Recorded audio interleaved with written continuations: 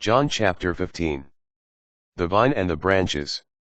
I am the true vine, and my Father is the vine grower. He takes away every branch in me that does not bear fruit, and every one that does he prunes so that it bears more fruit. You are already pruned because of the word that I spoke to you. Remain in me, as I remain in you. Just as a branch cannot bear fruit on its own unless it remains on the vine, so neither can you unless you remain in me. I am the vine, you are the branches. Whoever remains in me and I in him will bear much fruit, because without me you can do nothing. Anyone who does not remain in me will be thrown out like a branch and wither. People will gather them and throw them into a fire and they will be burned. If you remain in me and my words remain in you, ask for whatever you want and it will be done for you. By this is my Father glorified, that you bear much fruit and become my disciples. As the Father loves me, so I also love you. Remain in my love.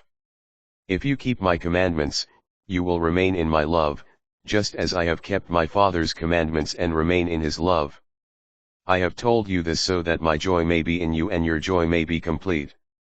This is my commandment, love one another as I love you. No one has greater love than this, to lay down one's life for one's friends. You are my friends if you do what I command you.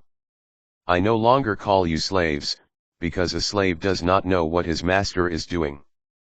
I have called you friends, because I have told you everything I have heard from my Father. It was not you who chose me, but I who chose you and appointed you to go and bear fruit that will remain, so that whatever you ask the Father in my name he may give you. This I command you, love one another. The world's hatred. If the world hates you, realize that it hated me first. If you belong to the world would love its own, but because you do not belong to the world, and I have chosen you out of the world hates you.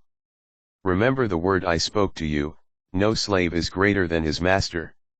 If they persecuted me, they will also persecute you. If they kept my word, they will also keep yours. And they will do all these things to you on account of my name, because they do not know the one who sent me. If I had not come and spoken to them, they would have no sin, but as it is they have no excuse for their sin. Whoever hates me also hates my Father.